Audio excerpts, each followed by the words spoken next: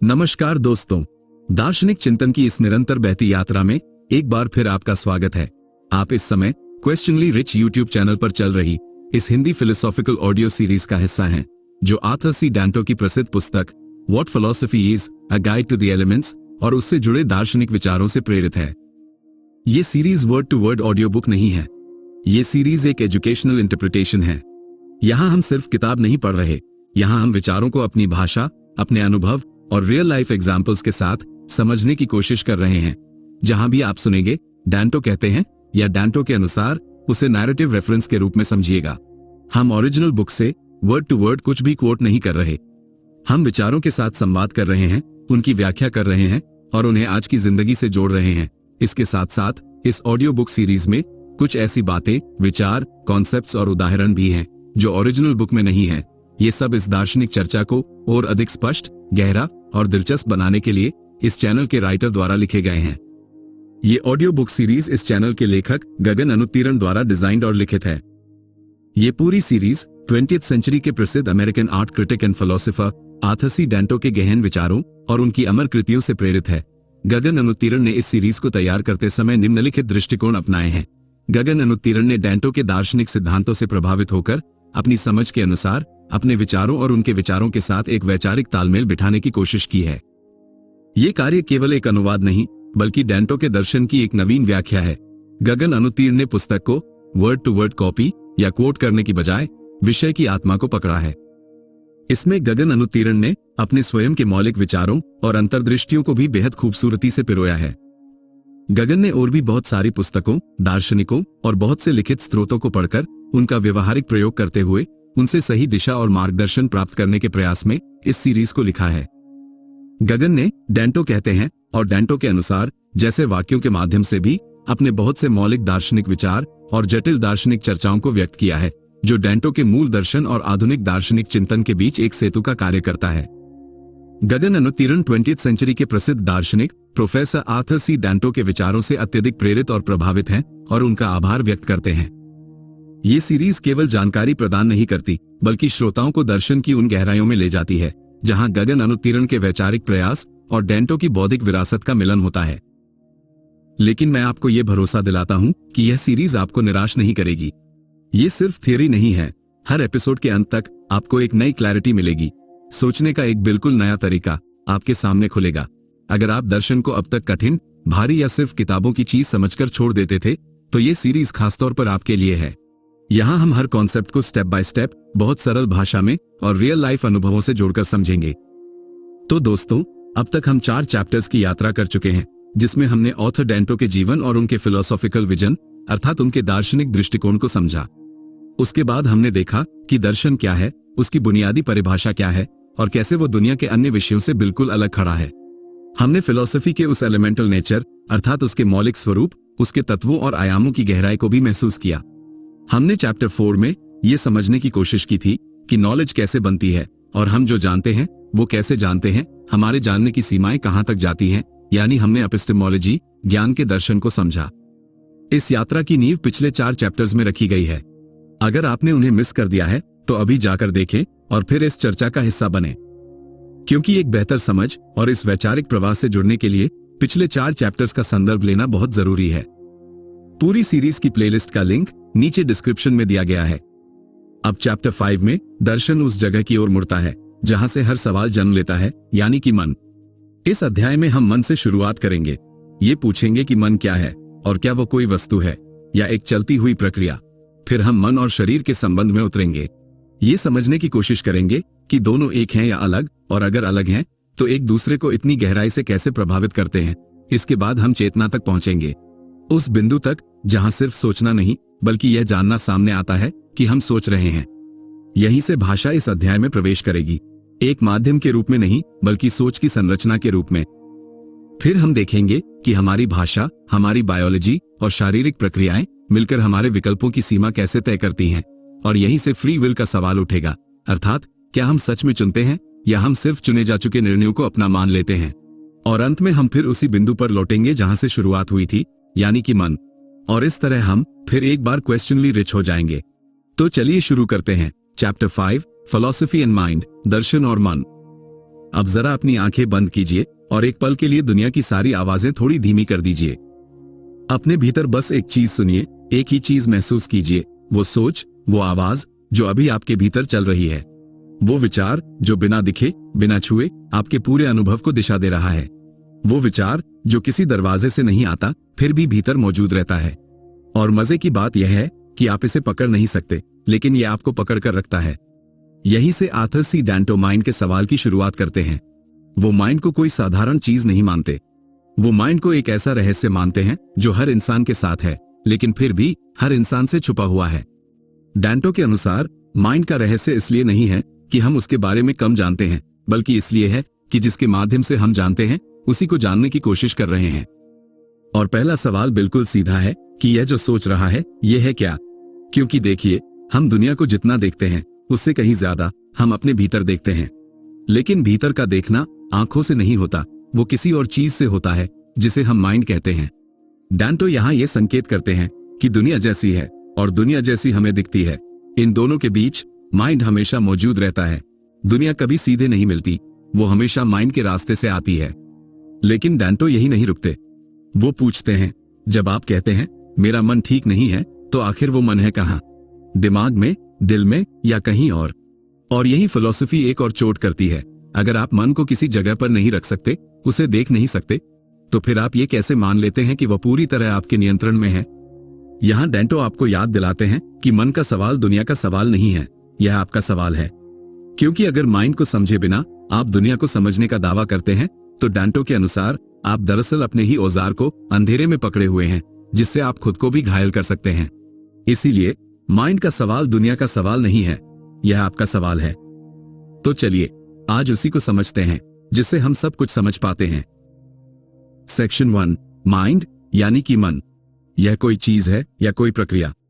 अब देखिए, हम रोजमर्रा की जिंदगी में कितनी आसानी से कह देते हैं, मेरा मन ठीक नहीं है, मेरे मन में ये ख्याल आया, मेरे मन में डर बैठ गया। हम ऐसे बोलते हैं जैसे मन कोई कमरा हो जहां विचार आते जाते हों, लेकिन कभी यह नहीं पूछते कि उस कमरे का दरवाजा किसने बनाया। लेकिन डैंटो पूछते हैं, is the mind a thing और इज इट एन एक्टिविटी? अर्थात मन कोई वस्तु है या फिर एक प्रक्रिया? अगर मन वस्तु है तो क्या उसे खोजा या देखा नहीं जा सकता है? और अगर मन एक प्रक्रिया है तो क्या उसे रोककर बदला नहीं जा सकता? और दोनों ही स्थितियां हमें असहज कर देती हैं। यह सवाल सुनने में छोटा लगता है, लेकिन इसका असर पूरी जिंदगी पर पड़ता है। अगर माइंड कोई चीज है तो वो किस तरह की चीज है? वो कहां है? दिमाग के भीतर, दिल के भीतर या कहीं और? और अगर माइंड एक प्रक्रिया है तो फिर सवाल और गहरा हो जाता है कि मैं कौन हूं जो उस प्रक्रिया को देख रहा है? अगर आप उस प्रक्रिया का हिस्सा हैं तो देखने वाला कौन है? और अगर आप देखने वाले हैं तो प्रक्रिया कौन चला रहा है? कौन है जो सोच रहा है? कौन है जो सुन रहा है? कौन है जो महसूस कर रहा है? डैंटो के अनुसार यही दर्शन ईगो को हिला देता है, क्योंकि अब मैं का भाव स्वाभाविक नहीं रह जाता, वो एक प्रश्न बन जाता है। और अब यहां एक खतरनाक सवाल उठता है, जब कोई विचार आपके भीतर आता है तो क्या आपने उसे बुलाया था या वो अपने आप आया? अगर आपने उसे बुलाया तो उससे पहले आपने ये क्यों तय किया कि उसी विचार को बुलाना है? और अगर वो अपने आप आया तो फिर आप सोचने वाले कहां रहे? तो फिर आप उसे अपना विचार कैसे कहते हैं? तो सवाल ये नहीं है कि आप क्या सोचते हैं, सवाल ये है कि आपकी सोच किसके नियंत्रण में है। डैंटो यहां एक असहज सच्चाई रखते हैं कि शायद हम विचारों के मालिक नहीं, हम केवल एक मंच या एक आश्रयदाता हैं। आश्रयदाता वह होता है जिसके यहां कोई ठहरता है, जो किसी दूसरे को आश्रय देता है, ठहरने या रहने का स्थान देता है। साधारण भाषा में जिस तरह घर में मेहमान ठहरता है या होटल में यात्री रुकता है, उसी तरह आश्रयदाता वह होता है जो खुद कुछ नहीं बनता, बस दूसरे को होने की या रुकने की जगह देता है। इसे एक और उदाहरण से समझिए, हम विचारों के रचयिता नहीं, बल्कि वह मंच, वह स्टेज हैं जिस पर विचार नृत्य करते हैं। मंच हमेशा स्थिर रहता है, उस पर अलग अलग नाटक यानी विचार आते हैं, अपनी भूमिका निभाते हैं और चले जाते हैं। मंच खुद नाटक नहीं है, वो सिर्फ वह आधार है जिसके बिना नाटक हो ही नहीं सकता। दार्शनिक अर्थ में जब कहा जाता है कि हम विचारों के मालिक नहीं हैं, तो इसका मतलब यह है कि विचार हमारे आदेश से नहीं आते, हम उन्हें पैदा नहीं करते, हम सिर्फ वो चेतन स्थान हैं जहां विचार आते हैं, कुछ पल ठहरते हैं और फिर चले जाते हैं। यानी आप विचार या विचार करने वाले नहीं हैं, आप वो स्पेस हैं जिसमें विचार घटित होते हैं। सरल भाषा में समझे तो आप वह मंच हैं जो नियंत्रक नहीं बल्कि सिर्फ एक साक्षी है। यही अर्थ इस विचार को दार्शनिक रूप से खतरनाक बनाता है, क्योंकि यह आपके मैं सोचता हूं वाले अहंकार को बदलकर मेरे भीतर सोचा जा रहा है इसमें तब्दील कर देता है। इस प्रकार अगर विचार आपके नियंत्रण में नहीं आते तो फिर आप सोचने वाले कहां रहे? आप तो बस उन विचारों के घटित होने का स्थान मात्र हैं। और अगर आप सिर्फ जगह हैं तो फिर आपकी पहचान किस चीज से बनी है? और ये बात इंसान की पूरी पहचान को हिला देती है। यही दर्शन आपको बाहर की दुनिया से उठाकर अंदर की दुनिया में उतार देता है, जहां सवाल सिर्फ माइंड का नहीं रहता, यहां सवाल मैं का हो जाता है। और यहां डेंटो का अंदाज देखिए, वो जवाब नहीं थोपते, वो सवाल को इतना साफ करते हैं कि आप अपने भीतर झांकने लगते हैं। सेक्शन 2, माइंड और बॉडी दोनों एक हैं या अलग अलग हैं? ये दर्शन का सबसे पुराना और सबसे कठिन सवाल है। ये सवाल पुराना इसलिए नहीं है कि इसका जवाब मिल चुका है, बल्कि इसलिए है कि हर पीढ़ी इसे दोबारा पूछने पर मजबूर होती है। और हर बार यह सवाल इंसान को उसकी सबसे गहरी मान्यताओं से टकरा देता है। क्या मन और शरीर अलग हैं? या दोनों एक ही चीज के दो नाम हैं?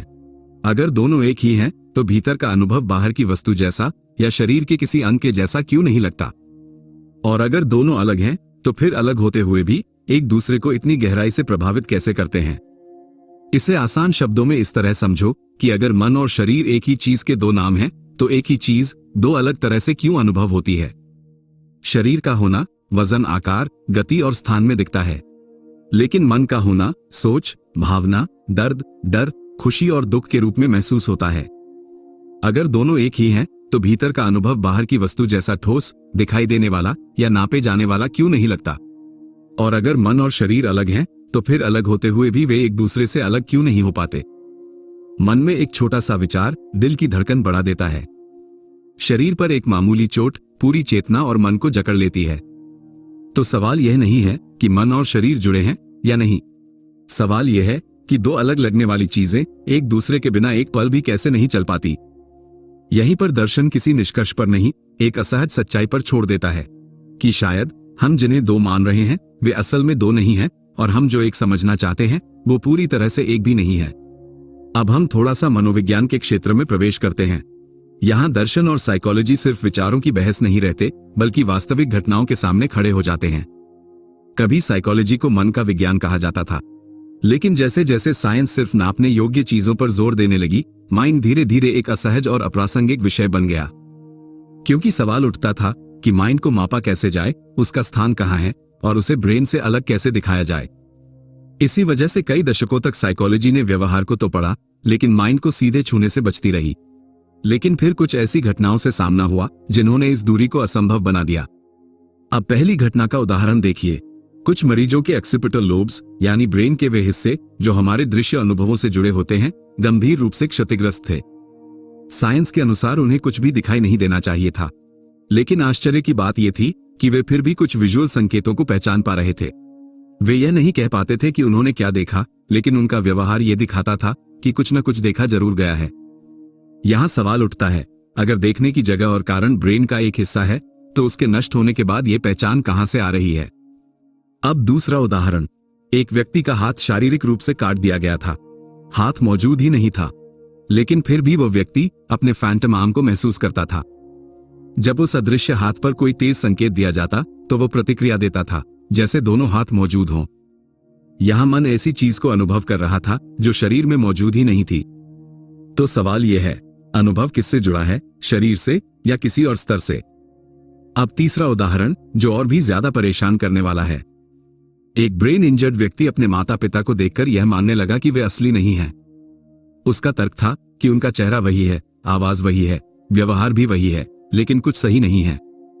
उसके लिए वे इम्पोस्टर्स यानी कि बहुरूपीय थे। इसका मतलब यह है कि पहचान सिर्फ देखने या सुनने से नहीं बनती। मन किसी गहरे स्तर पर वास्तविकता को जोड़ता है, और जब वो जुड़ाव टूटता है तो पूरी दुनिया नकली लगने लगती है। इन तीनों उदाहरणों में एक बात साफ दिखाई देती है कि शरीर और इसके किसी हिस्से को चोट पहुंची है, जैसे ब्रेन को, लेकिन माइंड पूरी तरह नष्ट नहीं हुआ। वो बदला है, विकृत हुआ है, लेकिन गायब नहीं हुआ। इससे ये सवाल और तेज हो जाता है कि अगर माइंड सिर्फ ब्रेन की एक्टिविटी है, तो वो ब्रेन के नष्ट हिस्सों के बिना कैसे काम करता रहता है। यहां इस बात को बल मिलता है कि ब्रेन स्वयं अनुभव नहीं है, वह अनुभव की स्थितियां बनाता है। माइंड को आप न्यूरॉन्स में माप नहीं सकते, लेकिन उसके बिना न्यूरॉन्स अर्थहीन गतिविधि हैं। अगर मन ब्रेन की ही एक्टिविटी है तो सबके ब्रेन की मूलभूत संरचना और कार्यप्रणाली लगभग एक जैसी है, लेकिन दुनिया और स्वयं के बारे में हर व्यक्ति का अनुभव एक दूसरे से इतना अलग क्यों होता है? प्रत्येक व्यक्ति के अनुभवों और व्यवहार में अनेक प्रकार के अंतर और भिन्नताएं क्यों होती है? इससे स्पष्ट होता है कि मस्तिष्क अनुभव की आवश्यक शर्त नेसेसरी कंडीशन है, पर पर्याप्त कारण सफिशिएंट कॉज नहीं। ब्रेन अनुभव का कारण नहीं, माध्यम यानी कि इंटरफेस है। क्योंकि जब ब्रेन का वो हिस्सा ही नहीं है तो उस हिस्से के कारण होने वाला अनुभव कैसे हो जाता है? जब हाथ ही नहीं है तो उस हाथ की नर्व्स और न्यूरॉन्स भी नहीं है तो उस हाथ का अनुभव कैसे हो रहा है? अब दूसरी दिशा देखिए। पहले यह माना जाता था कि माइंड और बॉडी अलग अलग हैं और समानांतर चलते हैं, लेकिन इफेक्टिव न्यूरोसाइंस ने यह दिखाया कि भावनाएं शरीर की प्रक्रियाओं को सीधे प्रभावित करती हैं। पॉजिटिव विजुअलाइजेशन का उदाहरण लीजिए। ऑनश के अध्ययन में जिन मरीजों की आर्टरीज ब्लॉक हो चुकी थी, उन्होंने सिर्फ दवाइयां नहीं ली बल्कि रोज अपने भीतर स्वस्थ शरीर की कल्पना की। समय के साथ उनकी ब्लॉकेज वास्तव में कम हुई। यहां विचार सिर्फ अनुभव नहीं रहा, उसने शरीर की स्थिति बदल दी। इसी तरह मेंटल इमेजरी का उपयोग कई फोबियाज में किया गया। मरीज पहले सिर्फ कल्पना में डर का सामना करता है और धीरे धीरे वास्तविक डर कम होने लगता है। अगर सोच शरीर की प्रतिक्रिया बदल सकती है तो सोच को सिर्फ शरीर की उपज कह देना आसान नहीं रह जाता। यहीं से साइको न्यूरोइम्यूनोलॉजी का क्षेत्र उभरता है। यह बताता है कि मन इम्यून सिस्टम को मजबूत या कमजोर दोनों कर सकता है। तनाव बीमारी बढ़ा सकता है और मानसिक संतुलन शरीर की रोग निरोधक क्षमता बढ़ा सकता है। यानी माइंड सिर्फ अनुभव करने वाला नहीं है, वो शरीर की बाहरी प्रतिक्रियाओं के साथ साथ आंतरिक प्रणाली की दिशा तय करने वाला भी है। और यही डेंटो का सवाल सबसे ज्यादा खतरनाक हो जाता है। अगर माइंड ब्रेन के बिना नहीं रह सकता, लेकिन ब्रेन में पूरी तरह समाया भी नहीं है, तो फिर माइंड असल में है क्या? ब्रेन यानी कि मस्तिष्क हमारे शरीर का एक अंग है जिसे हम देख सकते हैं। उसका एक निश्चित स्थान है, एक आकार है, एक निश्चित संरचना और कार्य प्रणाली है। लेकिन मन के संबंध में हम ऐसा कोई दावा नहीं कर सकते। उसका वजन और आकार क्या है, उसका स्थान क्या है, उसकी संरचना और सीमाएं क्या हैं? इस संबंध में हमारे पास ऐसी कोई जानकारी या प्रमाण नहीं है। किसी ने बहुत गहरी बात कही है कि तन को 100 बंदिशें, मन को लगी न रोक। तन की 2 गज कोठरी, मन के तीनों लोक। यह एक प्रसिद्ध कहावत है जो शारीरिक सीमाओं की तुलना में मन की असीम स्वतंत्रता को दर्शाती है। यह बताती है कि शरीर समय, परिस्थिति और स्थान से बंधा हो सकता है, लेकिन मन हर बंधन से मुक्त है और कहीं भी विचरण कर सकता है। मानव अस्तित्व के इस गहरे रहस्य को समझने के लिए सदियों से दार्शनिकों, कवियों और वैज्ञानिकों के बीच बहस जारी रही है, जिसे दर्शन शास्त्र में मन शरीर समस्या कहा जाता है।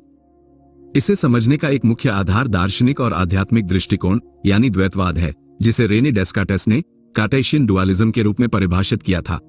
उनके अनुसार शरीर एक भौतिक मशीन है जो नियमों से बंधी है, जबकि मन एक गैर भौतिक तत्व है जो शरीर को संचालित तो करता है पर स्वयं शरीर नहीं है।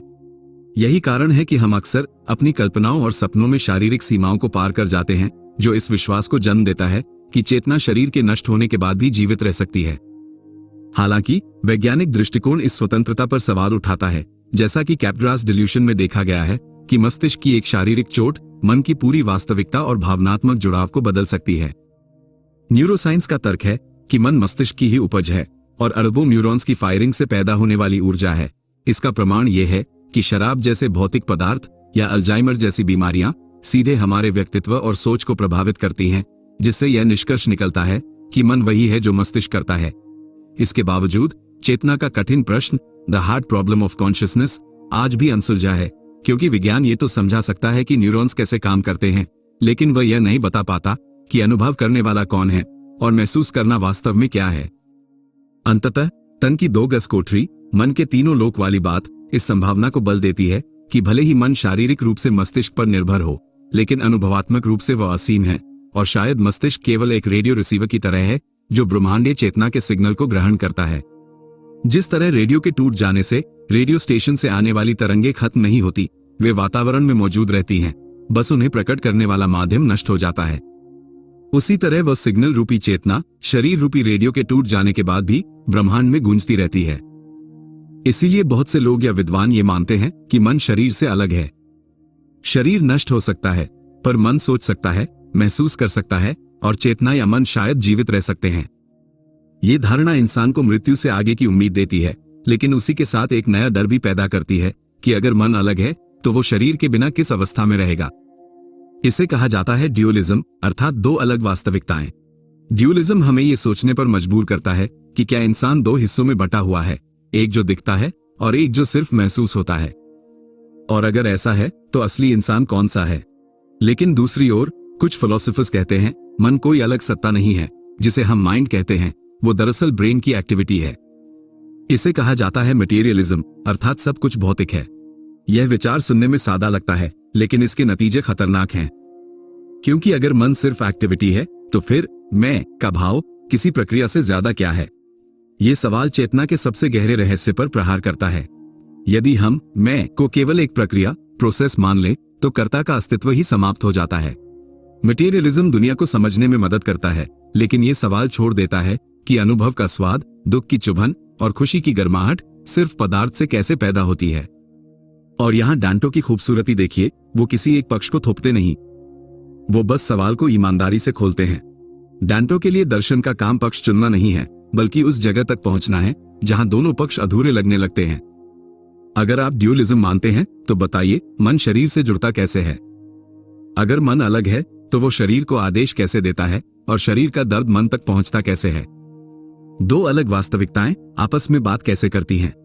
और अगर आप मटेरियलिज्म मानते हैं तो बताइए भीतर का ये अनुभव, ये मैं होने का एहसास सिर्फ केमिकल और इलेक्ट्रिसिटी से आखिर बनता कैसे है? अगर मैं सिर्फ ब्रेन का नतीजा है तो ब्रेन खुद को मैं क्यों कहता है? और अगर ब्रेन ऐसा नहीं करता तो फिर मैं बोल कौन रहा है? भौतिकवादी मटेरियलिस्टिक दृष्टिकोण के अनुसार मैं कोई अलग चीज नहीं है, बल्कि अरबों न्यूरॉन्स के एक साथ काम करने से पैदा हुआ एक इमर्जेंट गुण है। जैसे पानी की एक बूंद गीली नहीं होती, लेकिन बहुत सारी बूंदें मिलकर गीलापन पैदा करती हैं, वैसे ही अकेले न्यूरॉन में चेतना नहीं होती, पर उनके जटिल नेटवर्क से होने का एहसास पैदा होता है। न्यूरोसाइंस कहता है कि मस्तिष्क जीवित रहने के लिए बाहरी दुनिया का एक नक्शा बनाता है। इस प्रक्रिया में वो शरीर के भीतर से आने वाले संकेतों को भी ट्रैक करता है। जब मस्तिष्क खुद को एक इकाई के रूप में मॉनिटर करता है तो वह एक सेल्फ का भ्रम या मॉडल बनाता है। जिसे आप मैं कह रहे हैं वो दरअसल मस्तिष्क द्वारा खुद को सुव्यवस्थित रखने के लिए बनाया गया एक इंटरफेस यानी कि माध्यम है। मस्तिष्क के लिए यह आवश्यक है कि वह सूचनाओं को प्रोसेस करते समय एक केंद्र बनाए, ताकि वह जान सके कि खतरा किसे है या भोजन किसे चाहिए। वह केंद्र ही मैं है। मस्तिष्क खुद को मैं इसलिए कहता है क्योंकि विकासवादी रूप से यानी कि इवोल्यूशनरली खुद को एक अलग इकाई समझना जीवित रहने और निर्णय लेने में मदद करता है। संक्षेप में कहें तो भौतिकवाद मानता है कि मैं एक सॉफ्टवेयर की तरह है जो मस्तिष्क रूपी हार्डवेयर पर चल रहा है। हार्डवेयर के बिना सॉफ्टवेयर का कोई अस्तित्व नहीं है, भले ही सॉफ्टवेयर को ऐसा महसूस हो कि वह स्वतंत्र है। और यहां एक और असहज सच्चाई आती है। कई न्यूरोसाइंस एक्सपेरिमेंट्स बताते हैं कि ब्रेन आपके डिसीजन लेने से पहले एक्टिवेट हो जाता है, यानी निर्णय का बीज आपके जानने से पहले ही डाल दिया जाता है और आपको सिर्फ ये बताया जाता है कि यह आपका फैसला था। यानी दिमाग पहले फैसला करता है और माइंड बाद में कहता है ये मैंने किया। अगर ऐसा है तो मैंने किया एक सच्चाई नहीं, एक कहानी हो सकती है जो माइंड खुद को सुनाता है। तो सवाल यह है कि क्या हम निर्णय लेते हैं या बस निर्णयों की कहानी सुनाते हैं? और अगर हम सिर्फ कहानी सुना रहे हैं तो जिम्मेदारी किसकी है और आजादी कहां बचती है? अगर ऐसा है तो फ्री विल यानी किसी काम को करने न करने की हमारी स्वतंत्र इच्छा एक सच्चाई है या सिर्फ एक अनुभव? और अगर आजादी सिर्फ अनुभव है तो भी हम उसे इतनी गंभीरता से क्यों जीते हैं? क्यों पछतावा हमें तोड़ देता है और क्यों चॉइस हमें प्रभावित करती है? और अब आखिरी सवाल जिससे भागने का कोई रास्ता नहीं है। अगर आपके निर्णय आपके जानने से पहले ही आपके ब्रेन में एक्टिवेट हो जाते हैं, अगर आपकी पसंद आपके कॉन्शियस होने से पहले तय हो जाती है, तो जब आप कहते हैं मैंने चुना, तो यह एक तथ्य है या सिर्फ एक अनुभव? और अगर यह सिर्फ अनुभव है तो दोष किसे दे, इनाम किसे दे, आरोप किस पर डालें और पश्चाताप किसके लिए रखें? अगर आप स्वतंत्र नहीं हैं तो नैतिकता किस आधार पर खड़ी है? और शायद यहीं से हम फिर उसी बिंदु पर लौट आते हैं जहां दर्शन उत्तर नहीं देता, लेकिन आपको खाली हाथ भी नहीं छोड़ता। वो आपको एक सवाल के साथ छोड़ देता है जो अब आपसे दूर नहीं रहता, वो आपके भीतर बैठ जाता है। Section 3, the problem of mental states. अब बात और गहरी हो जाती है। दर्द, खुशी, डर, यादें, पछतावा, उम्मीद, ये सब भौतिक नहीं है, फिर भी हमारी जिंदगी को चला रहे हैं। यहां डैंटो एक बुनियादी बात की ओर ध्यान खींचते हैं। हम अपनी जिंदगी की दिशा उन चीजों से तय करते हैं जिन्हें हम छू नहीं सकते, न तौल सकते हैं और न ही दिखा सकते हैं। फिर भी वही चीजें सबसे ज्यादा वास्तविक लगती हैं। आप दर्द को दिखा नहीं सकते, लेकिन नकार भी नहीं सकते, क्योंकि अगर आपको दर्द है तो उस समय दुनिया की हर चीज आपके लिए पीछे हो जाती है। ये सिर्फ शरीर की प्रतिक्रिया नहीं है, ये पूरी चेतना का सिकुड़ जाना है। दर्द आने पर दुनिया नहीं बदलती, दुनिया का महत्व बदल जाता है। एक और उदाहरण ले लीजिए कि हम डर को हाथ में पकड़ नहीं सकते, लेकिन वो कभी कभी हमारे सारे इमोशंस के साथ साथ पूरे शरीर को पकड़ लेता है। डर की कोई आकृति नहीं होती, फिर भी वो सांस रोक देता है, मांसपेशियों को जकड़ देता है और सोच को संकुचित कर देता है। तो सवाल उठता है, जो चीज शरीर को जकड़ सकती है वो अवास्तविक कैसे हो सकती है? डॉक्टर ब्रेन स्कैन में सिग्नल दिखा सकता है, लेकिन क्या वो आपको वो जलन दिखा सकता है जो भीतर फट रही होती है? ब्रेन स्कैन आपको एक्टिविटी दिखाता है, लेकिन एक्सपीरियंस नहीं। सिग्नल का दिखना और जलन का महसूस होना एक ही घटना के दो अलग स्तर हैं। यहां दुख और दर्द में अंतर स्पष्ट है। दर्द शरीर से जुड़ा है, दुख अर्थ से जुड़ा है। पेन किलर दर्द को कम कर सकता है, लेकिन दुख को नहीं, क्योंकि दुख सिर्फ सेंसेशन नहीं, एक समझा हुआ अनुभव है। अगर दर्द सिर्फ सिग्नल है तो पेन किलर दुख क्यों नहीं मिटाता? यह सवाल मटेरियलिज्म के लिए सबसे असहज है, क्योंकि सिग्नल को बाहरी प्रयासों से बदला जा सकता है, लेकिन अर्थ नहीं, क्योंकि अर्थ मस्तिष्क से नहीं, मन के भीतरी अनुभव से उत्पन्न होता है। इस प्रकार अगर दुख अनुभव है तो ये दुख का अर्थ और इस अर्थ का अनुभव आखिर किस चीज से और कैसे बनता है? एक्सपीरियंस न तो केवल शरीर है, न केवल ब्रेन और न ही कोई अलग आत्मा। एक्सपीरियंस वह जगह है जहां शरीर, अर्थ और चेतना एक साथ मिलते हैं। यही मटेरियलिज्म हकलाने लगता है, क्योंकि मटेरियलिज्म सिग्नल समझा सकता है लेकिन सिग्निफिकेंस नहीं। यानी कि भौतिकवाद संकेतों को समझा सकता है, लेकिन उसके लिए इसे समझना इतना आसान नहीं कि हम संकेतों के महत्व को किस प्रकार महसूस करते हैं। भौतिकवाद ये बताता है कि क्या हो रहा है, लेकिन यह नहीं बता पाता कि वो मेरे लिए क्यों हो रहा है, मेरा उससे कैसा संबंध है, मेरे लिए उसका क्या महत्व है। और फिलॉसफी पूछती है, क्या दुनिया में सब कुछ वही है जो नापा जा सकता है? अगर ऐसा है तो प्रेम, विश्वास, डर और उम्मीद किस पैमाने से नापे जाएंगे? तो यही आर्थर सी डैंटो पूछते हैं, how can something be real without being physical? अर्थात जो भौतिक नहीं है वो वास्तविक कैसे हो सकता है? यह सवाल साइंस को खारिज नहीं करता, लेकिन उसकी सीमा दिखा देता है। और यही वो जगह है जहां साइंस की भाषा कम पड़ने लगती है और फिलॉसफी साइंस की भाषा से आगे निकल जाती है। साइंस कहती है ब्रेन में सिग्नल है, फिलॉसफी कहती है ठीक है सिग्नल है, लेकिन उस सिग्नल का दुख बनना और उसका भीतर महसूस होना ये कैसे होता है? और शायद यही वो प्रश्न है जो हमें ये स्वीकार करने पर मजबूर करता है कि वास्तविकता सिर्फ बाहर नहीं होती, वो भीतर भी घटती है। और यही से कहानी और ज्यादा गहरी और जटिल होने लगती है। सेक्शन 4, कॉन्शियसनेस, चेतना। अब चैप्टर का केंद्र आता है कॉन्शियसनेस। सिर्फ सोचना नहीं, बल्कि ये जानना कि हम सोच रहे हैं। और यही डैंटो आपको आईना थमा देते हैं। आप सोच रहे हैं और सोचने वाले को देख भी रहे हैं। यहां डैंटो एक बुनियादी फर्क सामने रखते हैं कि सोचना एक गतिविधि है, लेकिन ये जानना कि हम सोच रहे हैं एक अलग स्तर की घटना है। और ये स्तर किसी भी मशीन में नहीं पाया जाता। एक मशीन कैलकुलेट कर सकती है, लेकिन क्या वो जान सकती है कि वो कैलकुलेट कर रही है? अगर मशीन को यह नहीं पता कि वह क्या कर रही है, तो वह सही होने के बावजूद भी अंधी है। और अगर इंसान जानता है कि वह सोच रहा है, तो वह गलत होने के बावजूद भी जागृत है। यही फर्क है प्रोसेसिंग और एक्सपीरियंस के बीच। प्रोसेसिंग यानी प्रक्रिया, काम का होना। एक्सपीरियंस यानी अनुभव, उस काम का भीतर महसूस होना। प्रोसेसिंग बाहर घटता है, एक्सपीरियंस भीतर खुलता है। प्रोसेसिंग को देखा जा सकता है, एक्सपीरियंस को सिर्फ जिया जा सकता है। और फिलॉसफी पूछती है, अनुभव होने का अनुभव किस चीज से बनता है? यह सवाल इसलिए खतरनाक है क्योंकि इसे पूछने वाला और इसका उत्तर ढूंढने वाला दोनों एक ही हैं। यानी चेतना खुद को समझने की कोशिश कर रही है। और सच ये है कि अभी तक इसका कोई आसान जवाब नहीं है। डैंटो के अनुसार यह असमर्थता दर्शन की विफलता नहीं है, यह इस बात का प्रमाण है कि चेतना को किसी सूत्र में बंद नहीं किया जा सकता। और यही अधूरा जवाब दर्शन की सबसे बड़ी ताकत है, क्योंकि जहां पूरा जवाब मिल जाता है वहां प्रश्न मर जाता है, और जहां प्रश्न मर जाता है वहां सोच भी मर जाती है, क्योंकि जहां जवाब खत्म होता है वहीं सोच शुरू होती है। और शायद चेतना का सबसे सच्चा अनुभव यही है कि हम ये जानते हैं कि हम पूरी तरह नहीं जानते, और इसी चीज को जानने में इंसान मशीन से अलग खड़ा हो जाता है। अगर चेतना को पूरी तरह समझ लिया जाए तो समझने वाला खुद कहां बचेगा? इस वाक्य का अर्थ रहस्यमय नहीं बल्कि बहुत सटीक दार्शनिक चेतावनी है। पूरी तरह समझ लेने का अर्थ है कि चेतना को हम पूरी तरह वस्तु बना दें। जैसे हम कहते हैं यह क्या है, कैसे काम करती है, कहां स्थित है और किन नियमों से चलती है। यानी चेतना को एक ऐसी चीज बना देना जिसे बाहर से देखा, मापा और समझाया जा सके। लेकिन समस्या यही शुरू होती है, क्योंकि चेतना कोई साधारण चीज नहीं है। चेतना वह है जिसके भीतर हर समझ घटती है। आप किसी विचार को समझते हैं, किसी भावना को समझते हैं, किसी डर को समझते हैं, लेकिन इन सबको समझने वाली शक्ति या ऊर्जा हमेशा चेतना ही होती है। अब सवाल यह है कि जो समझने की शर्त है, उसे ही पूरी तरह समझने की कोशिश कौन कर रहा है? समझने वाला कौन है? समझने वाला कोई अलग व्यक्ति नहीं है, वह वही चेतना है जो समझ रही है।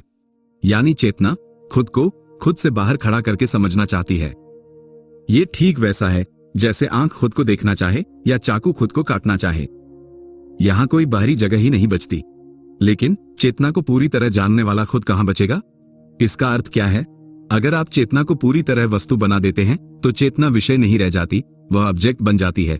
यानी कि चेतना उन वस्तुओं में शामिल हो जाती है जिन्हें हम चेतना के माध्यम से ही देखते या अनुभव करते हैं। और जब चेतना ऑब्जेक्ट बन जाती है तो फिर देखने वाला कौन है, अनुभव करने वाला कौन है, जानने वाला कौन है? यहां मसला बहुत ही पेचीदा और बारीक है, इसीलिए ध्यान से समझिए। चेतना वह है जो सब कुछ देखती है, अर्थात जिसे हम मैं कहते हैं, वो चेतना ही सब कुछ देखती है, अनुभव करती है, सब समझती है और अर्थ देती है। लेकिन अगर उस चेतना को ही पूरी तरह देखा और समझा जाए तो फिर देखने और समझने वाला कौन होगा? यानी कि मैं का भाव ही मिट जाएगा, जो कि असंभव सी बात है या कुछ भी नहीं कहा जा सकता। इसलिए सवाल उठता है, अगर चेतना पूरी तरह समझ ली गई तो वह मैं जो समझ रहा था वो बचा ही नहीं। इस पंक्ति का एक वाक्य में पूरा अर्थ यह है कि चेतना को पूरी तरह समझने की कोशिश उसी आधार को मिटा देती है जिस पर समझ खड़ी होती है। इसलिए दर्शन यह नहीं कहता कि चेतना को समझना गलत है। दर्शन यह कहता है कि चेतना को समझते हुए हमें यह स्वीकार करना पड़ेगा कि वह कभी पूरी तरह वस्तु नहीं बन सकती और पूर्ण रूप से समझी नहीं जा सकती। और यही अधूरापन उसकी कमजोरी नहीं, उसकी सच्चाई है। वो सभी इंद्रियों को दिशा देने वाली, सभी वस्तुओं को, सभी अनुभवों को, संपूर्ण ब्रह्मांड को अर्थ देने वाली अतीन्द्रिय और अतिभौतिक ऊर्जा है। शरीर की कुछ एक अनैच्छिक गतिविधियों को छोड़कर हमारी जितनी भी ऐच्छिक प्रतिक्रियाएं और गतिविधियां हैं, इंद्रियां उनके संबंध में स्वयं निर्णय नहीं लेती और न ही इंद्रियां स्वयं उन्हें अर्थ प्रदान करती हैं। आंख देखती है, लेकिन क्या देखना है यह आंख तय नहीं करती। कान सुनता है, लेकिन किस आवाज को अर्थ देना है यह कान तय नहीं करता। जो ये तय करता है कि क्या महत्वपूर्ण है, किस अनुभव पर ध्यान जाएगा, किस अनुभूति को अनदेखा किया जाएगा, वही चेतना है। इस अर्थ में चेतना इंद्रियों की दिशा तय करने वाली सत्ता है। अतीन्द्रिय का अर्थ है जो इंद्रियों से परे हो। चेतना को देखा नहीं जा सकता, सुना नहीं जा सकता, छुआ नहीं जा सकता, लेकिन शरीर सहित सभी इंद्रियों के काम करने की अनिवार्य शर्त चेतना ही है। यानी चेतना इंद्रियों का उत्पाद नहीं, इंद्रियों से पहले की शर्त है। अतिभौतिक का अर्थ है जो केवल पदार्थ, रसायन या ऊर्जा की इकाइयों में पूरी तरह समझाया न जा सके। यहां यह नहीं कहा जा रहा कि चेतना भौतिक दुनिया से अलग है, बल्कि यह कहा जा रहा है कि चेतना को सिर्फ भौतिक शब्दों में पूरा नहीं समझाया जा सकता। जबकि मस्तिष्क को भौतिक रूप से समझा जा सकता है, लेकिन चेतना मस्तिष्क से बहुत ऊपर की चीज है। यहां चेतना को ऊर्जा कहा गया है, लेकिन यहां ऊर्जा का अर्थ भौतिक विज्ञान वाली ऊर्जा नहीं है। यह क्रियाशील सत्ता का संकेत है, वो शक्ति जो अनुभव को संभव बनाती है, जो अर्थ पैदा करती है, जो होने को जानने में बदल देती है। चेतना अतीन्द्रिय और अतिभौतिक ऊर्जा है। इस पूरे वाक्य का सार एक स्पष्ट वाक्य में यह है कि चेतना कोई इंद्रिय नहीं है, कोई अंग नहीं है, बल्कि वह मूल अतीन्द्रिय और अतिभौतिक सत्ता है जिसके कारण इंद्रियां काम करती हैं, अनुभव अर्थ पाते हैं और मैं का बोध संभव होता है। ये कथन चेतना को रहस्यमय बनाने के लिए नहीं है, बल्कि यह स्वीकार करने के लिए है कि चेतना को पूरी तरह भौतिक वस्तु की तरह समझा नहीं जा सकता। और यही स्वीकृति दर्शन की ईमानदारी है। चेतना जैसे अमूर्त और गहरे विषय को समझने के लिए यहां हम गगन अनुतीर्ण द्वारा दिए गए दो सशक्त उदाहरणों को देखेंगे जो विज्ञान और दर्शन दोनों के नजरिए से अनुभव और प्रक्रिया के अंतर को स्पष्ट करते हैं। पहला एनालॉजिकल उदाहरण है प्रोजेक्टर और फिल्म, द प्रोजेक्टर एनालॉजी। कल्पना कीजिए कि आप एक सिनेमा हॉल में फिल्म देख रहे हैं। यहां स्क्रीन, मस्तिष्क और इंद्रियां हैं। स्क्रीन वह सतह है जहां चित्र उभरते हैं। अगर स्क्रीन न हो तो फिल्म नहीं दिखेगी। यह हमारे मस्तिष्क और इंद्रियों की तरह है। स्क्रीन पर जो लड़ाई, प्यार, दुख, चित्र या दृश्य चल रहे हैं वह प्रोसेसिंग है। मशीन यानी कि प्रोजेक्टर इन्हें चला रहा है। अब सबसे महत्वपूर्ण बात, वो सफेद प्रकाश जो पीछे से आ रहा है। बिना उस प्रकाश के न स्क्रीन का कोई अर्थ है और न ही फिल्म के चित्रों का। प्रकाश खुद कोई चित्र नहीं है, लेकिन हर चित्र उसी की वजह से दिखाई देता है। फिल्म के दृश्य बदलते रहते हैं, कभी सुख कभी दुख, लेकिन वह प्रकाश हमेशा स्थिर और एक जैसा रहता है। यही चेतना है, वह प्रकाश जिसके होने से आपको अपने विचारों और भावनाओं का अनुभव होता है। फिल्म खत्म हो जाए तब भी प्रकाश रहता है, लेकिन प्रकाश बंद हो जाए तो फिल्म का कोई अस्तित्व नहीं बचता। डेंटो का मुख्य तर्क यह है कि चेतना कभी भी पूरी तरह वस्तु यानी कि ऑब्जेक्ट नहीं बन सकती, क्योंकि वो हमेशा विषय, सब्जेक्ट है, यानी देखने वाला है। डेंटो कहते हैं कि चेतना वह है जिसके भीतर हर समझ घटती है। फिल्म के पर्दे पर जो कुछ भी घट रहा है, नायक का रोना, कार का दौड़ना, वह ऑब्जेक्ट है। इसे देखा जा सकता है, मापा जा सकता है और इसका विश्लेषण किया जा सकता है।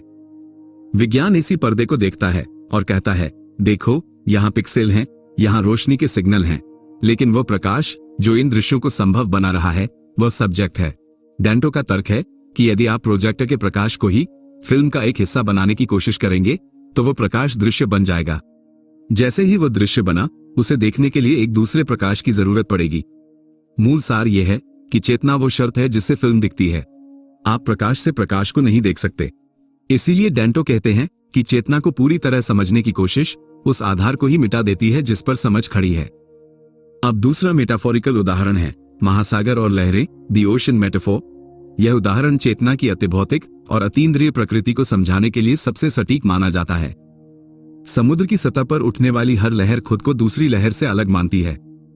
एक लहर छोटी है, एक बड़ी है, एक शांत है, एक उग्र है।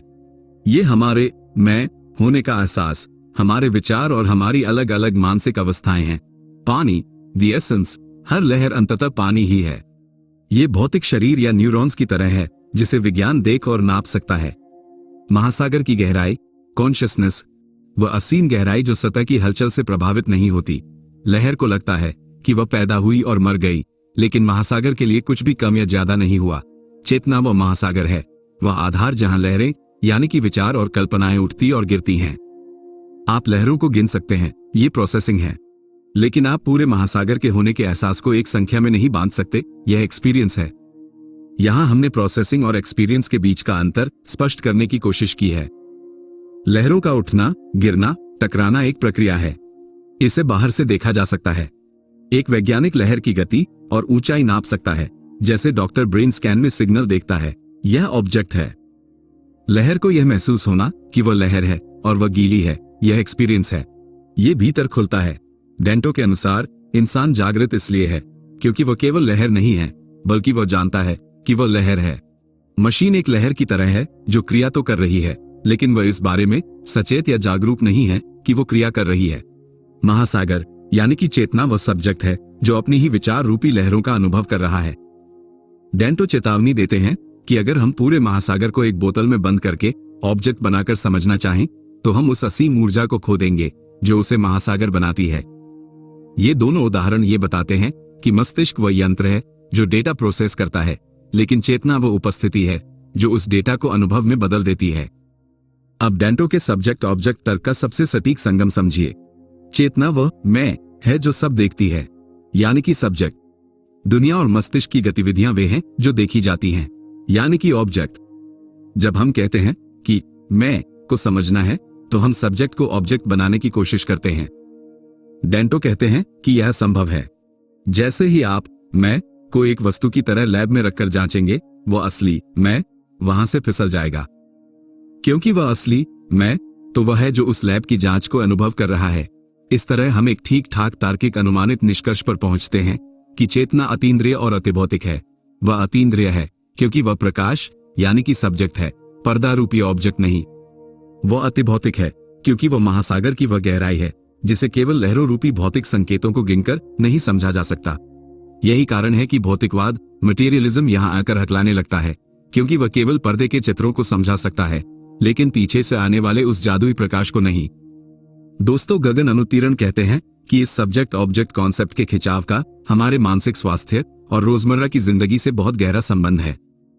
गगन लिखते हैं कि सरल शब्दों में, जब हम खुद को एक विषय यानी कि सब्जेक्ट के बजाय एक वस्तु ऑब्जेक्ट समझने लगते हैं, तभी तनाव का जन्म होता है। इसे समझने के लिए हम उसी प्रोजेक्टर और प्रकाश वाले उदाहरण का सहारा लेते हैं। तनाव तब पैदा होता है जब हमारी चेतना रूपी सब्जेक्ट पूरी तरह से उन दृश्य रूपी ऑब्जेक्ट्स में उलझ जाती है जो हमारे जीवन के पर्दे पर चल रहे हैं। यहां हम सेल्फ ऑब्जेक्टिफिकेशन यानी कि आत्मवस्तुकरण कर रहे हैं। जब आप अपनी नौकरी, अपनी असफलताओं या लोगों की राय को ही अपनी पहचान मान लेते हैं, तो आप खुद को एक वस्तु बना रहे होते हैं। जैसे फिल्म में आग लगने पर पर्दे को जलन महसूस नहीं होती, लेकिन अगर पर्दा ये समझने लगे कि वह फिल्म का हिस्सा है तो वह डर जाएगा।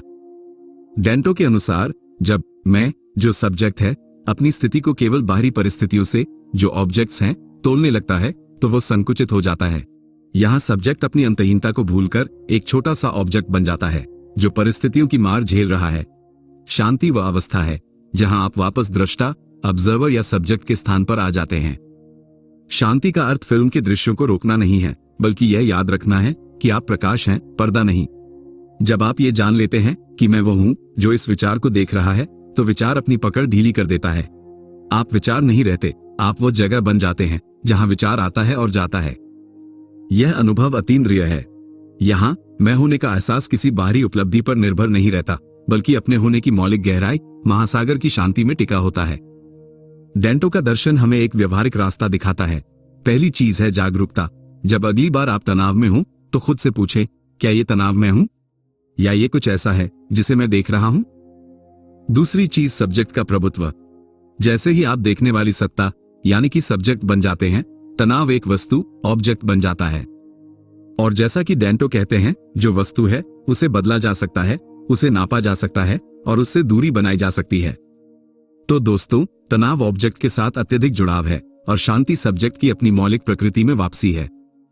ये खिंचाव ही जीवन का नृत्य है। कभी हम लहरों में खो जाते हैं तो कभी गहराई की शांति में लौट आते हैं। दोस्तों, अब हम एक सूक्ष्म, थोड़ा डरावना और असहज मोड़ ले रहे हैं। अब चर्चा मन के भीतर नहीं, मन और भाषा के बीच के रिश्ते की ओर मुड़ती है। क्योंकि शायद मन जितना सोचता है उतना ही वह भाषा में बंधा भी होता है। यहीं से शुरू होता है सेक्शन 5, माइंड और लैंग्वेज, मन और भाषा। अब यहां डेंटो एक बहुत महीन बात रखते हैं जिसे हम अक्सर नजरअंदाज कर देते हैं। वे कहते हैं, हम अपने मन को सीधे नहीं जानते, हम उसे भाषा के जरिए पकड़ते हैं। मन हमारे सामने कभी बिना माध्यम के प्रकट नहीं होता।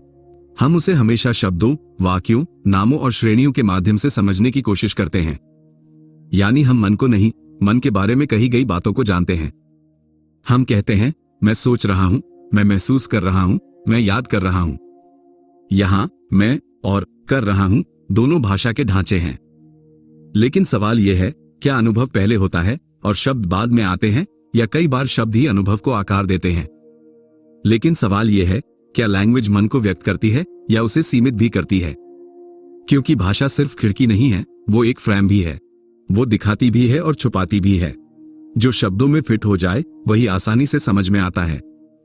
जो शब्दों से बाहर हो वो अक्सर अस्पष्ट या अधूरा लगने लगता है। इसी बिंदु पर 20th सेंचुरी के most influential thinker, Austrian British philosopher Ludwig Wittgenstein का प्रसिद्ध कथन सामने आता है, the limits of my language mean the limits of my world. Wittgenstein यह नहीं कह रहे कि दुनिया सचमुच भाषा से बनी है।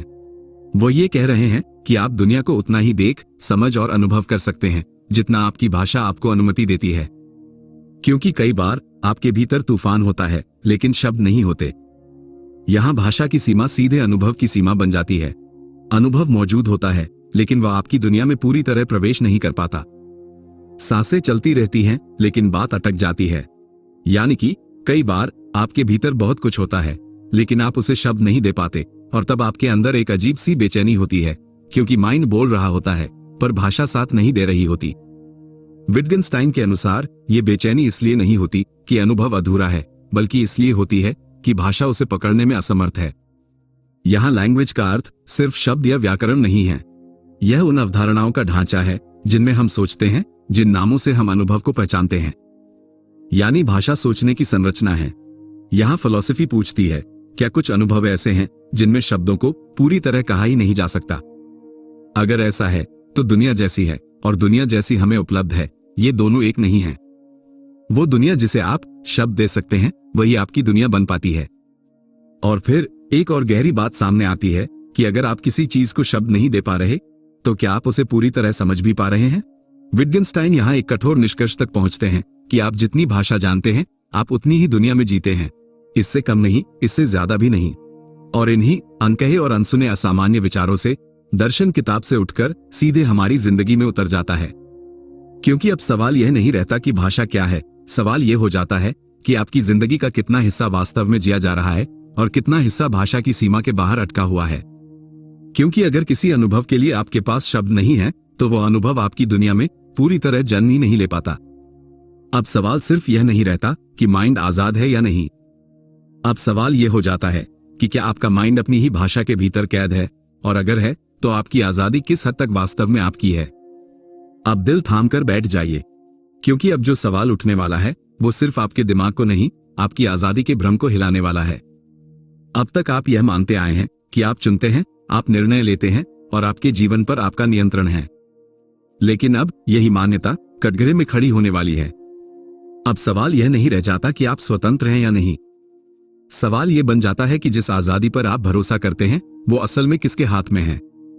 अब यहां से आगे आपके फैसले सिर्फ फैसले नहीं रहेंगे, वे आपकी नैतिकता, आपकी जिम्मेदारी और आपके मैं की परीक्षा बन जाएंगे। इसलिए अगर आप अपनी स्वतंत्रता को सहज मानते आए हैं, तो सावधान हो जाइए, क्योंकि अब हम उस बिंदु पर पहुंच रहे हैं जहां नियंत्रण हाथ से फिसलता हुआ महसूस होगा, और यह सवाल खुद से छुपाया नहीं जा सकेगा कि क्या मैं सच में चुनता हूं या मैं सिर्फ चुने जा चुके निर्णयों को अपना मान लेता हूं। क्या सच में मेरी इच्छा या मेरी मर्जी है, या बस मुझे यह भ्रम होता है। यहीं से बायोलॉजी और लैंग्वेज के बीच फंसी हुई हमारी आजादी, स्वतंत्र इच्छा और मन की असली लड़ाई शुरू होती है। सेक्शन 6, बायोलॉजी और लैंग्वेज के बीच फंसी हुई हमारी आजादी, स्वतंत्र इच्छा और हमारा मन। और यहीं पर लैंग्वेज का सवाल एक खतरनाक मोड़ ले लेता है, क्योंकि अगर आपकी दुनिया आपकी भाषा की सीमा तक ही है, तो आपकी आजादी किस सीमा तक होगी। अगर आप अपने अनुभवों को शब्दों में नहीं ला सकते, तो क्या आप उनके बारे में सच में चुनाव भी कर सकते हैं? क्योंकि चुनाव सिर्फ करने की क्रिया नहीं है, चुनाव सोचने, तौलने और अर्थ देने की प्रक्रिया है। और यह सारी प्रक्रिया भाषा के भीतर घटती है। यहां एक असहज सवाल खड़ा होता है, अगर कोई व्यक्ति किसी अनुभव को शब्दों में सोच ही नहीं सकता, तो क्या वो उस अनुभव के संबंध में स्वतंत्र निर्णय ले सकता है? अगर आपके पास अपने डर को कहने की भाषा नहीं है, तो क्या आप उस डर से मुक्त होने का निर्णय भी ले सकते हैं? अगर आपके पास ना कहने के शब्द नहीं है, तो क्या ना वास्तव में आपके लिए एक विकल्प है? यही भाषा सिर्फ अभिव्यक्ति नहीं रहती, वो आजादी की शर्त बन जाती है। आप वही चुन सकते हैं जिसे आप सोच सकते हैं। आप वही सोच सकते हैं जिसे आप भाषा में बांध सकते हैं। और जो भाषा के बाहर है, वो अक्सर चुनाव के बाहर रह जाता है। और अब यहां आकर एक बहुत ही असहज सच्चाई सामने आती है। अब सवाल सिर्फ यह नहीं रह जाता कि हम क्या सोचते हैं, हम क्या चुनते हैं या हम क्या करते हैं। अब सवाल यह हो जाता है कि हम वास्तव में क्या सोच सकते हैं, हम क्या चुन सकते हैं। क्योंकि अगर भाषा हमारी सोच की सीमा तय करती है और सोच हमारे विकल्पों की सीमा बन जाती है, तो आजादी सिर्फ एक भावना नहीं रह जाती, वो एक संदिग्ध दावा बन जाती है। अब तक हमने पूछा था, माइंड क्या है, लैंग्वेज क्या करती है। अब वही सवाल सीधे इंसान के केंद्र पर आ खड़ा होता है। क्या हम सच में चुनते हैं, या हम बस उन विकल्पों के बीच चलते हैं जो हमारे लिए पहले से भाषिक और मानसिक रूप से तैयार कर दिए गए हैं। और यहीं से फ्रीडम और फ्री विल का सवाल शुरू होता है, और खतरनाक भी हो जाता है। क्योंकि अब यह सवाल किसी प्रयोगशाला का नहीं, किसी ब्रेन स्कैन का नहीं है। अब बात केवल माइंड या सोच की नहीं रहेगी, अब बात जिम्मेदारी, दोष, पछतावा, स्वतंत्रता, नियंत्रण, निर्णय, मेरी इच्छा, मेरी मर्जी और मैंने चुना जैसे शब्दों की होगी। क्योंकि शायद यह संभव है कि हम केवल स्वतंत्र महसूस कर रहे हैं, बिना वास्तव में स्वतंत्र हुए। और यहीं से हम प्रवेश करते हैं फ्रीडम और माइंड के प्रश्न में। Free will in the biological and linguistic trap. अब यहां आकर फ्री विल का सवाल अपने सबसे खतरनाक रूप में सामने आता है। क्योंकि अगर आप वही सोच सकते हैं जिसे आपकी भाषा सोचने देती है, और वही चुन सकते हैं जिसे आप सोच सकते हैं, तो आपकी आजादी कहां से शुरू होती है? जब आप कहते हैं मैंने चुना, तो वो चुनाव किस भाषा में बना? सही, गलत, जरूरी, संभव, मजबूरी, विकल्प, ये सब शब्द चुनाव से पहले मौजूद होते हैं। यानी आप चुनाव नहीं करते, आप पहले से मौजूद शब्दों के बीच चुनाव करते हैं। यानी आप पूर्ण रूप से अपनी इच्छा द्वारा चुनाव नहीं करते, आप बस पहले से मौजूद शब्दों में से चुन लेते हैं। और अगर किसी अनुभव, किसी इच्छा, किसी डर के लिए आपकी भाषा में कोई शब्द ही नहीं है, तो वह विकल्प आपकी आजादी में कभी शामिल ही नहीं होता। आप उसे ठुकराते नहीं, आप उसे देख ही नहीं पाते। तो सवाल यह नहीं है कि आप स्वतंत्र हैं या नहीं, सवाल यह है कि आपकी भाषा किस हद तक आपको स्वतंत्र होने देती है। अगर आपकी भाषा आपको अपराध, पछतावा, कर्तव्य और जिम्मेदारी सिखाती है तो आप उन्हीं शब्दों में अपने फैसलों को समझते और सही ठहराते हैं। और अगर आपकी भाषा कुछ अनुभवों को नाम ही नहीं देती तो उन अनुभवों के बारे में आप कभी स्वतंत्र नहीं हो पाते। इस अर्थ में फ्री विल एक शुद्ध आंतरिक शक्ति नहीं है, वह एक भाषिक संरचना है जिसके भीतर आप अपनी आजादी को महसूस करते हैं। और अब सबसे असहज सवाल, अगर आपकी भाषा आपकी दुनिया की सीमा है और आपकी दुनिया आपके चुनावों की सीमा है, तो क्या आपकी आजादी वास्तव में आपकी है या उस भाषा की जिसमें आप सोचते हैं? शायद हम स्वतंत्र नहीं होते, हम सिर्फ अपनी भाषा की सीमाओं के भीतर स्वतंत्र महसूस करते हैं। और यही एहसास इंसान को इंसान बनाता है, लेकिन यही एहसास उसकी आजादी को सबसे गहराई से घेर भी लेता है। क्योंकि अगर आप वही चुन सकते हैं जिसे आप शब्दों में सोच सकते हैं, तो आपकी आजादी आपकी भाषा से एक कदम भी आगे नहीं जाती। लेकिन यहां एक भ्रम तोड़ना जरूरी है। भाषा किसी एक जगह रखी हुई चीज नहीं है। वो न तो किसी फाइल की तरह ब्रेन में रखी है, न किसी शब्दकोश की तरह अलमारी में रखी हुई है। भाषा डिस्ट्रीब्यूटेड सिस्टम है, मतलब शब्दों की ध्वनि याद रहती है, शब्दों का अर्थ अलग न्यूरल नेटवर्क्स में रहता है, व्याकरण के पैटर्न्स अलग जगह एनकोड होते हैं, भावनात्मक अर्थ लिम्बिक सिस्टम से जुड़ा होता है, सामाजिक अर्थ मेमोरी और कल्चर से आता है। यानी भाषा एक जगह नहीं बल्कि पूरे ब्रेन में फैली हुई एक्टिविटी है। सिर्फ आप भाषा को नहीं रखते, भाषा भी आपको रखती है। लेकिन एक प्रश्न उठता है कि भाषा स्टोर कैसे होती है? भाषा हमारे दिमाग के न्यूरल पैटर्न्स के रूप में स्टोर होती है। जब आप कोई शब्द सीखते हैं तो ब्रेन में न्यूरॉन्स का एक खास पैटर्न बनता है। बार बार उपयोग से वह पैटर्न मजबूत होता जाता है। यही कारण है कि मातृभाषा स्वतः निकल आती है और नई भाषा सोचकर बोलनी पड़ती है। भाषा सिर्फ शब्द नहीं सिखाती, वह सोचने की आदत सिखाती है। उदाहरण, सही, गलत, मेरा, तेरा, संभव, असंभव, दोष, जिम्मेदारी, ये सिर्फ शब्द नहीं हैं, ये डिसीजन फ्रेम्स हैं। आप जब सोचते हैं तो ब्रेन इन फ्रेम्स को ऑटोमेटिक एक्टिवेट कर देता है। और यही ऑटोमेशन फ्री विल के लिए पहला खतरा है। अब असली खतरा शुरू होता है। Language plus biological basis make free will under threat, यानी भाषा और हमारे जैविक शारीरिक आधार, विशेष रूप से मस्तिष्क के फंक्शंस मिलकर हमारे फ्री विल के विचार को खतरे में डाल देते हैं। दोस्तों, फ्री विल, स्वेच्छा या स्वतंत्र इच्छा का अर्थ है अपनी समझ, विवेक और चेतना के आधार पर स्वयं निर्णय लेने की स्वतंत्र शक्ति।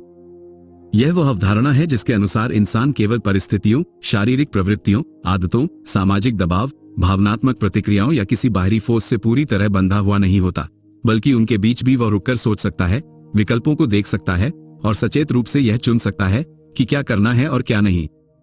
जब कोई व्यक्ति गुस्सा करने के बजाय शांत रहना चुनता है, आदतवश मोबाइल चलाने के बजाय किताब उठाता है या चाय कॉफी जैसे साधारण विकल्पों में सोचकर निर्णय लेता है, तो वह अपने फ्री विल का उपयोग कर रहा होता है। सरल शब्दों में फ्री विल का अर्थ यही है, मैं ऐसा इसलिए कर रहा हूं क्योंकि मैंने ऐसा करना चुना है। यही अनुभूति फ्री विल है। लेकिन अब ध्यान से समझिए। स्टेप 1, आपके निर्णय से पहले दिमाग का निर्णय। न्यूरोसाइंस एक्सपेरिमेंट्स दिखाते हैं कि ब्रेन एक्टिविटी कॉन्शियस डिसीजन से पहले शुरू हो जाती है। यानी कि आपके ये महसूस करने से पहले कि मैं चुन रहा हूं या चुन रही हूं, ब्रेन ने एक डायरेक्शन एक्टिवेट कर दी होती है। स्टेप 2, जब भाषा कहती है ये मैंने किया, ये मैंने चुना, असल में डिसीजन 2 स्तरों पर घटता है। पहले स्तर पर ब्रेन के भीतर, जहां कोई शब्द नहीं होते, वहां एक इंपल्स उठता है, किसी दिशा की एक्टिवेशन होती है, अट्रैक्शन या अवॉइडेंस तय हो जाता है। ये सब आपके सोचने से पहले और बिना भाषा के घटता है। आपको अभी पता भी नहीं होता कि कुछ तय हो चुका है। इसके बाद दूसरा स्तर आता है, लैंग्वेज का स्तर, जहां डिसीजन हो जाने के बाद आप कहते हैं मैंने सोचा, मैंने चुना, मुझे लगा, मैंने फैसला किया। ये वाक्य डिसीजन नहीं बनाते, ये डिसीजन को डिस्क्राइब करते हैं। इसी को पोस्ट फैक्टो नरेशन कहा जाता है। पोस्ट फैक्टो का अर्थ है घटना के बाद और नरेशन का अर्थ है कहानी सुनाना। यानी लैंग्वेज वह कहानी है जो डिसीजन हो जाने के बाद उसे अर्थ देती है। जैसे सड़क पर चलते हुए अचानक पीछे से आवाज आए और आप हट जाएं। आप पहले हटते हैं, बाद में कहते हैं मुझे लगा गाड़ी आ रही है। यही हर डिसीजन में होता है। अट्रैक्शन हुआ तो आप कहते हैं मुझे पसंद आया, डर उठा तो कहते हैं मैंने सोचा खतरा है, गिल्ट जगा तो कहते हैं मुझे लगा ये गलत है। लैंग्वेज इन इंपल्सेस को पर्सनल ओनरशिप यानी व्यक्तिगत स्वामित्व दे देती है। जब आप कहते हैं मैंने चुना, तब आप ब्रेन की एक्टिविटी को लैंग्वेज के जरिए मैं से जोड़ देते हैं। यही आपको लगता है कि आप निर्णय लेने वाले हैं। वास्तव में आपने डिसीजन को उत्पन्न नहीं किया, आपने उसे अपनाया है। लैंग्वेज डिसीजन नहीं बनाती, लैंग्वेज डिसीजन के बाद आती है और कहती है ये मैंने किया, ये मैंने चुना, और यही फ्री विल का अनुभव पैदा होता है। इसलिए यह खतरनाक है, क्योंकि अगर लैंग्वेज ओनरशिप देती है, कंट्रोल नहीं, तो यह संभव है कि हम केवल स्वतंत्र महसूस कर रहे हैं बिना वास्तव में स्वतंत्र हुए। स्टेप 3, हमारी बायोलॉजी और फिजियोलॉजी विकल्पों की सीमा तय कर देती है। बायोलॉजी का मतलब है हमारे शरीर की मूल बनावट और विरासत, जिसमें हमारे जीन्स, हमारी जन्मजात प्रवृत्तियां, हार्मोनल संरचना और नर्वस सिस्टम की मूल वायरिंग शामिल है। बायोलॉजी ये तय करती है कि आप किस तरह के डर के प्रति ज्यादा संवेदनशील हैं, आपको प्लेजर किस तरह महसूस होता है, आपका स्ट्रेस रिस्पॉन्स तेज है या धीमा, और आपकी इंपल्सिविटी कैसी है। यानी बायोलॉजी संभावनाओं की सीमा तय करती है कि आप क्या महसूस कर सकते हैं और कितनी तीव्रता से महसूस कर सकते हैं। वहीं फिजियोलॉजी का मतलब है वह प्रक्रिया जिसके जरिए शरीर इस क्षण अभी काम कर रहा है, जिसमें हार्मोन का इस समय का स्तर, दिमाग में चल रही इलेक्ट्रिकल और केमिकल एक्टिविटी, शरीर की करंट अवस्था जैसे थकान, भूख, दर्द, हार्ट रेट, कोर्टिसोल और डोपामिन जैसी स्थितियां शामिल हैं। फिजियोलॉजी ये तय करती है कि अभी आप किस तरह रिएक्ट करेंगे, अभी आपकी सोच कितनी साफ है, अभी आप रिस्क लेंगे या बचेंगे, और अभी गिल्ट आपको कितना दबाएगा। यानी फिजियोलॉजी तत्काल प्रतिक्रिया और व्यवहार को प्रभावित करती है। एक लाइन में फर्क यह है कि बायोलॉजी आपका जन्मजात ढांचा है और फिजियोलॉजी उस ढांचे की इस समय की हालत है। बायोलॉजी ब्लूप्रिंट है और फिजियोलॉजी करंट ऑपरेटिंग कंडीशन है। हमारी बायोलॉजी और फिजियोलॉजी विकल्पों की सीमा तय कर देती है। इसका अर्थ यह है कि कुछ विकल्प आपके लिए जन्म से ही ज्यादा आसान या मुश्किल होते हैं, और हर पल आपकी वर्तमान शारीरिक अवस्था उन विकल्पों को और संकुचित या विस्तृत कर देती है। आप थियोरेटिकली कई चीजें चुन सकते हैं, लेकिन प्रैक्टिकली आपका शरीर तय करता है कि कौन से विकल्प आपको दिखाई देंगे और कौन से नहीं।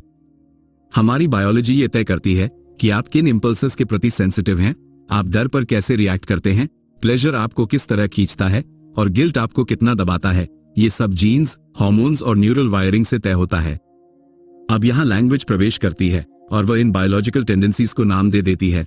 वो कहती है यह मेरी इच्छा है, यह मेरा स्वभाव है, यह मेरा चॉइस है। लेकिन सच्चाई यह है कि चॉइस पहले ही नैरो हो चुकी होती है। आप विकल्प चुनने से पहले ही उन सीमाओं में रख दिए जाते हैं जो आपकी बायोलॉजी और फिजियोलॉजी तय कर चुकी होती है। यहीं से फ्री विल का कॉन्सेप्ट खतरे में पड़ता है, क्योंकि अगर भाषा ब्रेन में डिस्ट्रीब्यूटेड एंड ऑटोमेटिक है, सोच लैंग्वेज फ्रेम्स में होती है, बायोलॉजी इंपल्सेस तय करती है, ब्रेन डिसीजन पहले ले लेता है और कॉन्शियसनेस या माइंड बाद में भाषा के माध्यम से कहानी बनाते हैं, तो सवाल उठता है कि फ्री विल कहाँ बचती है? क्या हम सच में चुनते हैं या हम सिर्फ बायोलॉजिकल, फिजियोलॉजिकल और लैंग्विस्टिक प्रोसेसेस को मैं कहकर स्वीकार कर लेते हैं? यही सबसे खतरनाक बिंदु है चैप्टर 5 की आत्मा, क्योंकि फ्री विल शायद हमारी कोई पावर नहीं है। फ्री विल एक एक्सपीरियंस है। हम स्वतंत्र महसूस करते हैं क्योंकि भाषा हमें मैं देती है और कॉन्शियसनेस हमें ओनरशिप देती है।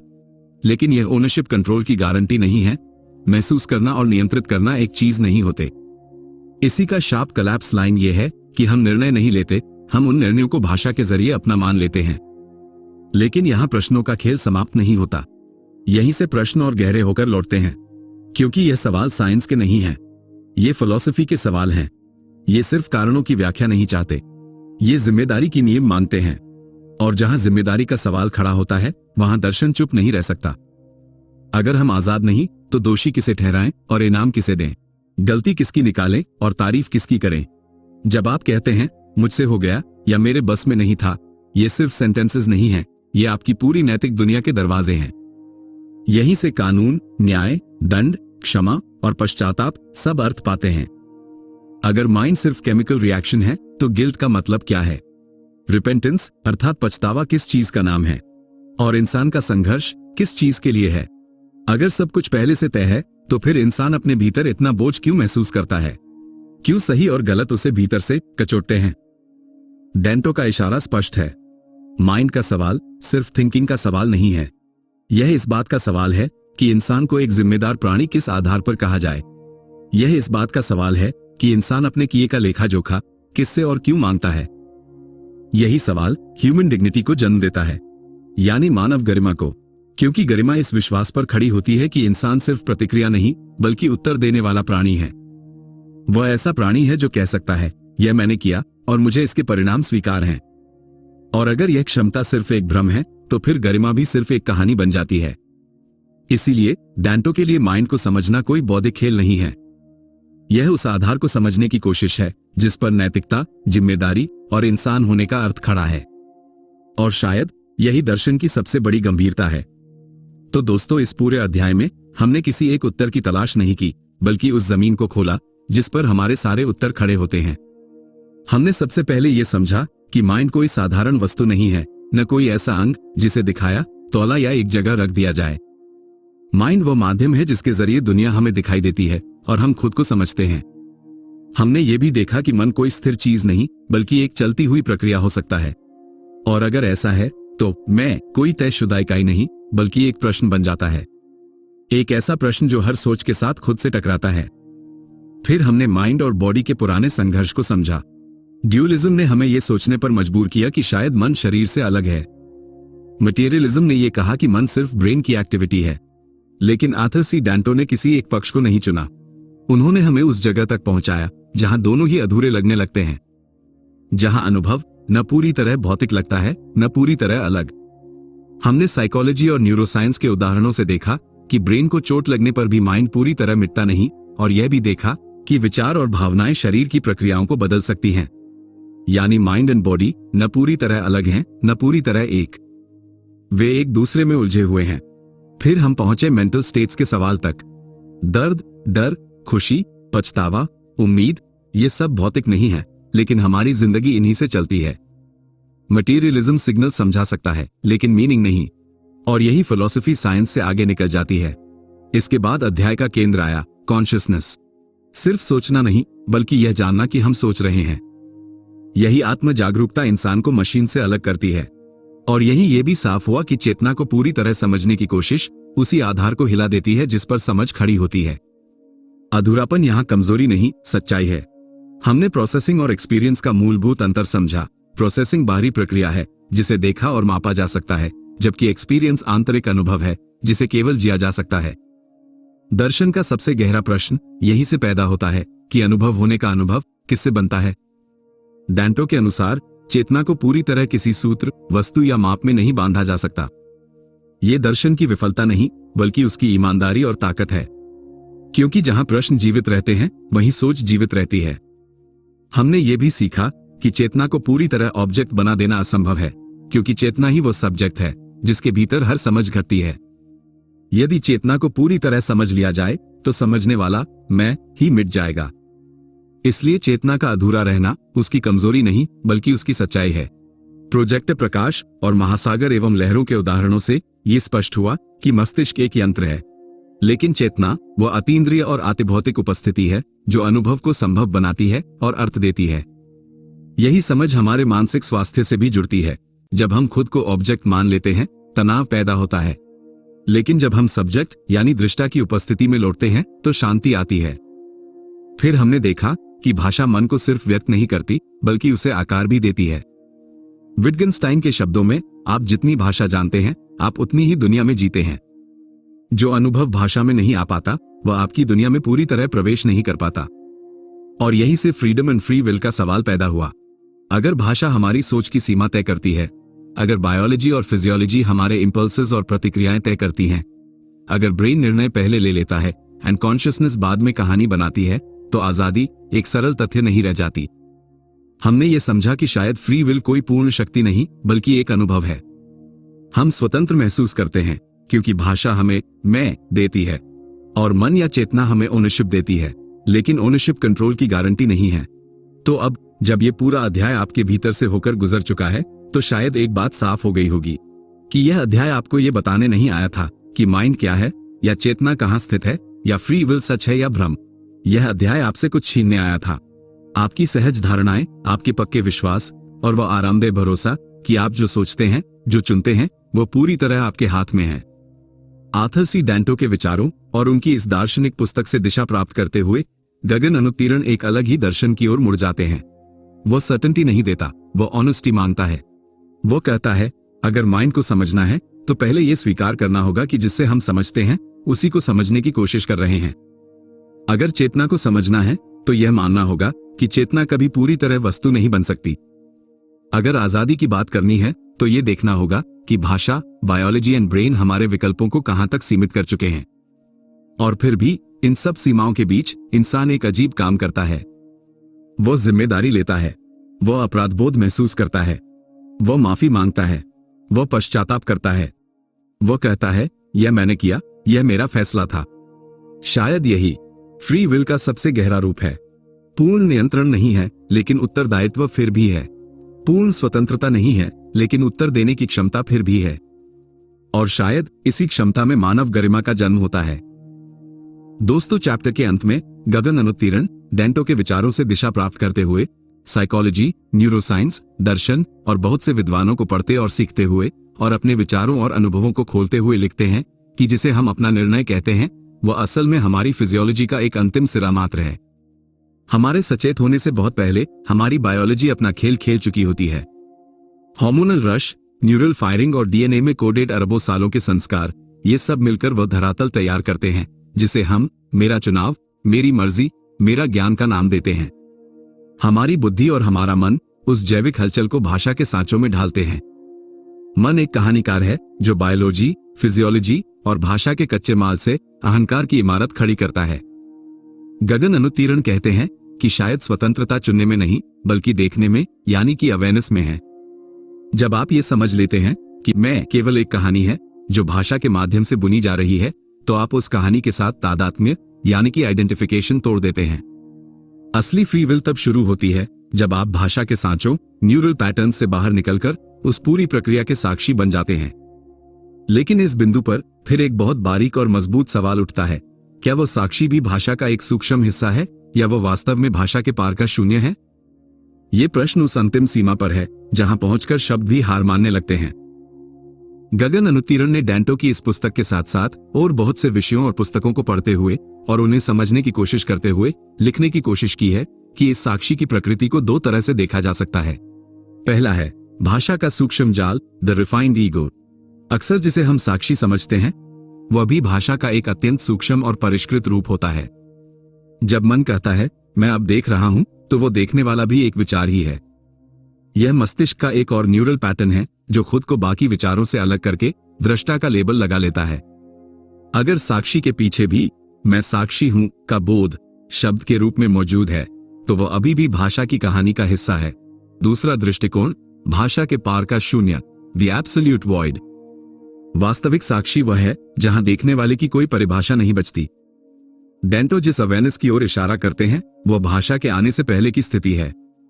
यह वह शून्य है जिसमें विचार उठते हैं और विलीन हो जाते हैं, लेकिन वह शून्य स्वयं किसी विचार या शब्द से प्रभावित नहीं होता।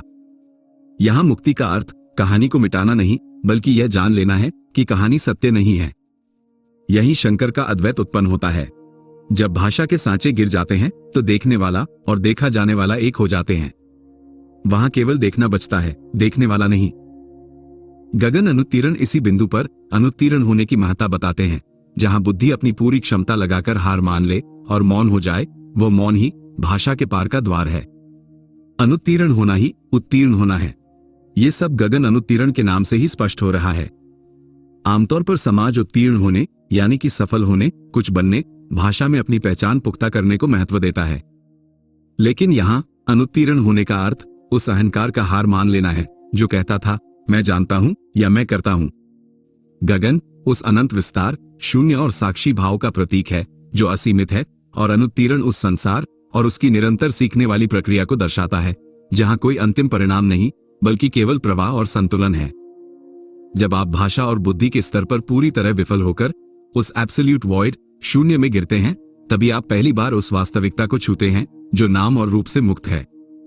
लेकिन यह जिम्मेदारी से मुंह फेर लेना नहीं है। यह विरोधाभास, पैराडॉक्स ही इस दर्शन की जान है। एक तरफ हम जान लेते हैं कि सब कुछ बायोलॉजी और लैंग्वेज का खेल है, लेकिन दूसरी तरफ हम उस खेल के प्रति अपनी जवाबदेही से भागते नहीं हैं। ये शून्य में होने के बावजूद संसार में पूरी निष्ठा से अभिनय करने जैसा है। गगन अनुत्तीर्ण कहते हैं कि इस विरोधाभास को स्पष्ट करने के लिए हमें ज्ञान और व्यवहार के अंतर को समझना होगा। पहली समझने योग्य बात यह है कि मशीन को जानना मशीन होना नहीं है। जब दर्शन कहता है कि सब कुछ बायोलॉजी, ब्रेन, फिजियोलॉजी और भाषा का खेल है, तो वो आपको एक तथ्य बता रहा होता है। लेकिन जैसे ही आप इस तथ्य को जान लेते हैं, आप उस यंत्र रूपी मस्तिष्क से एक कदम पीछे हट जाते हैं। उदाहरण से समझिए, एक अभिनेता जानता है कि स्टेज पर जो मर रहा है वो सिर्फ एक किरदार है और स्क्रिप्ट पहले से लिखी जा चुकी है। लेकिन वो अभिनेता उस मौत के दर्द को पूरी ईमानदारी से जीता है। वो जिम्मेदारी से ये कहकर मुंह नहीं फेरता कि यह तो बस स्क्रिप्ट है, बल्कि वो उस किरदार की गरिमा बनाए रखता है। दूसरी बात, हमें बोध और उत्तरदायित्व के संगम को समझना होगा। जिम्मेदारी से मुंह न फेरना एक उच्च स्तर की चेतना है। भगवद गीता से मार्गदर्शन लेते हुए गगन यहां लिखते हैं कि साधारण इंसान सोचता है कि वो सब कुछ खुद कर रहा है, इसलिए वो फल की चिंता में फंसा रहता है। ज्ञान दर्शन होने के बाद व्यक्ति जान जाता है कि कर्ता कोई नहीं है, बस प्रक्रियाएं चल रही हैं। लेकिन वो उन प्रक्रियाओं के परिणाम की जिम्मेदारी लेता है। मैं सब कुछ कर रहा हूं, यह अहंकार नहीं रखना है, लेकिन जिम्मेदारी अवश्य लेनी है। यहां जिम्मेदारी का मतलब दोष लेना नहीं, बल्कि रिस्पॉन्सिबिलिटी यानी उत्तर देने की क्षमता है। ये सच है कि फ्री विल का प्रश्न आधुनिक न्यूरोसाइंस और दर्शन के सबसे जटिल संघर्षों में से एक है। अगर हमारा दिमाग निर्णय पहले ले लेता है और भाषा उसे बाद में मेरा चुनाव का नाम देती है, तो जिसे हम फ्री विल कहते हैं, वह केवल एक पोस्ट हॉक रैशनलाइजेशन यानी कि घटना के बाद दिया गया तर्क बनकर रह जाती है। इस संदर्भ में फ्री विल की स्थिति को इन 3 पैमानों पर समझा जा सकता है। पहला पैमाना है फ्री विल के बजाय फ्री वोंट। 1980 के दशक में अमेरिकन न्यूरोसाइंटिस्ट बेंजामिन लिबेट ने पाया कि जब कोई व्यक्ति अपनी उंगली हिलाने का निर्णय लेता है, तो उसके सचेत निर्णय कॉन्शियस डिसीजन लेने से लगभग 350 से 500 मिलीसेकंड पहले ही उसके मस्तिष्क में एक अचेतन विद्युत संकेत, जिसे रेडिनेस पोटेंशियल कहा जाता है, उत्पन्न हो जाता है। लेकिन उन्होंने यहां एक और दिलचस्प बात कही थी। उनका मानना था कि भले ही हम विचार को उठने से न रोक सके, लेकिन हमारी चेतना के पास उस विचार को क्रियान्वित होने से रोकने की क्षमता होती है। यानी हम यह नहीं चुनते कि क्या महसूस होगा, पर हम ये चुन सकते हैं कि उस पर प्रतिक्रिया न दें। लिबेट ने तर्क दिया कि हमारे पास उस निर्णय को लागू होने से रोकने के लिए लगभग 100 से 200 मिलीसेकंड का समय होता है। इसे ही उन्होंने फ्री वोंट कहा, यानी किसी कार्य को न करने या उसे रोकने की सचेत क्षमता। फ्री वोंट का सबसे सटीक और व्यवहारिक उदाहरण हमारे दैनिक जीवन के इंपल्स कंट्रोल यानी कि आवेग नियंत्रण में मिलता है। मान लीजिए किसी ने आपसे कुछ बहुत कड़वा या अपमानजनक कहा। आपके मस्तिष्क के अचेतन हिस्से अमिगडाला में तुरंत एक प्रतिक्रिया जन्म लेती है, गुस्से का उबाल। आपके भीतर एक तीव्र आवेग उठता है कि आप भी उसे उतनी ही कड़वी बात कहें या चिल्लाएं। अब यहां इस विचार या गुस्से के उठने पर आपका कोई नियंत्रण नहीं था।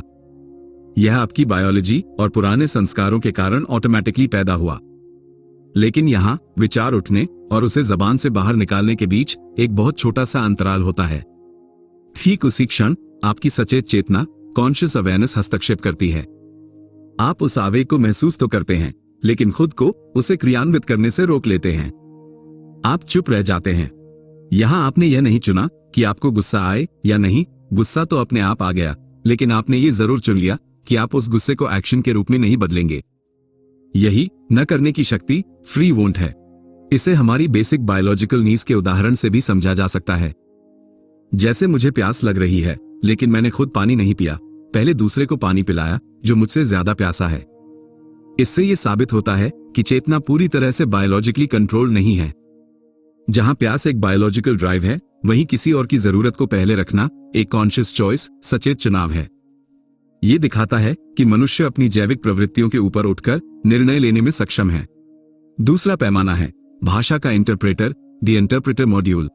अमेरिकन न्यूरोसाइंटिस्ट माइकल गजानिका के अनुसार हमारे बाएं मस्तिष्क में एक इंटरप्रेटर होता है जो हमारी उन क्रियाओं के लिए स्पष्टीकरण गढ़ता है जिनके बारे में हमें सचेत रूप से पता नहीं होता। यहां फ्री विल एक सामाजिक और भाषाई उपकरण, सोशल टूल बन जाती है ताकि हम समाज में नैतिक रूप से जिम्मेदार बन सकें।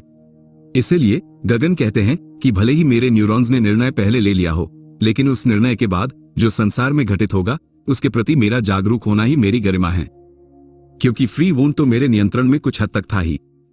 यदि मैं किसी को चोट पहुंचाता हूं तो मैं ये कहकर नहीं बच सकता कि मेरी बायोलॉजी ने ऐसा करवाया या स्थितियों का दोष था, क्योंकि मैं वो चेतना हूं जो उस बायोलॉजी को, परिस्थितियों को देख सकती है और बहुत से स्तरों पर पर्याप्त नियंत्रण के साथ अनिवार्य सुधार भी कर सकती है। गगन अनुत्तीर्ण लिखते हैं कि शून्य और संसार का संतुलन बहुत जरूरी है, और दर्शन भी हमें पूर्ण रूप से फेटलिस्टिक, भाग्यवादी या नियतिवादी नहीं बनाता जो कहे कि सब पहले से तय है तो मैं कुछ क्यों करूं। बल्कि दर्शन हमें एक्टिव विटनेस, सक्रिय साक्षी बनाता है।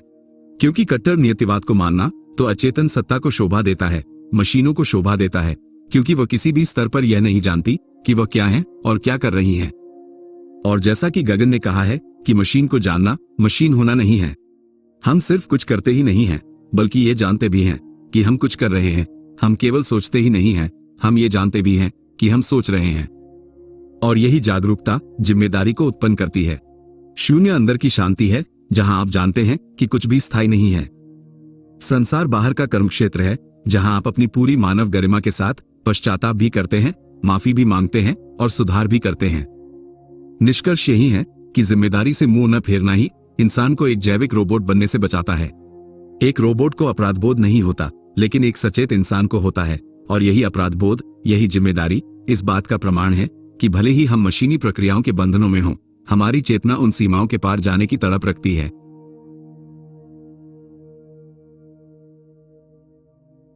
दोस्तों, इस तरह अंत में यह अध्याय हमें किसी अंतिम निष्कर्ष पर नहीं, एक गंभीर जिम्मेदारी और चेतावनी पर छोड़ देता है कि जब भी आप कहें मैंने सोचा, मैंने चुना, मैंने किया, तो ये प्रश्न आपके साथ बना रहे कि कौन सोच रहा है, कौन चुन रहा है और किन सीमाओं के भीतर।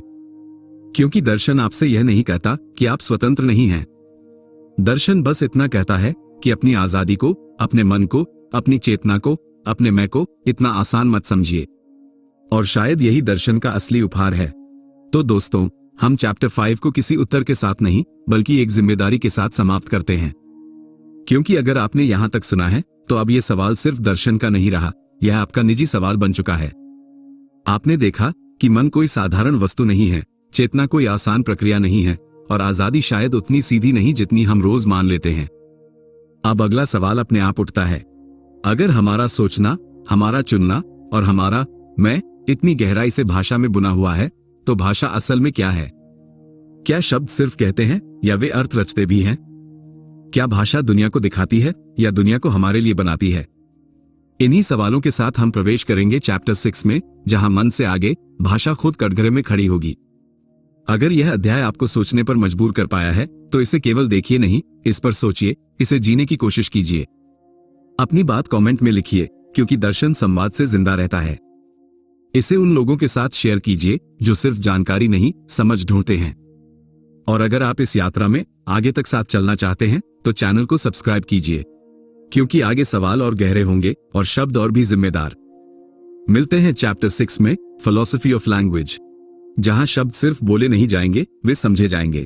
तब तक के लिए गहराई से सोचते रहिए, ईमानदारी से महसूस करते रहिए और क्वेश्चनली रिच बने रहिए। क्योंकि सच्चा ज्ञानी और दार्शनिक वह नहीं है जिसके पास बहुत सारे उत्तर हैं, बल्कि वह है जिसके पास बहुत सारे प्रश्न हैं।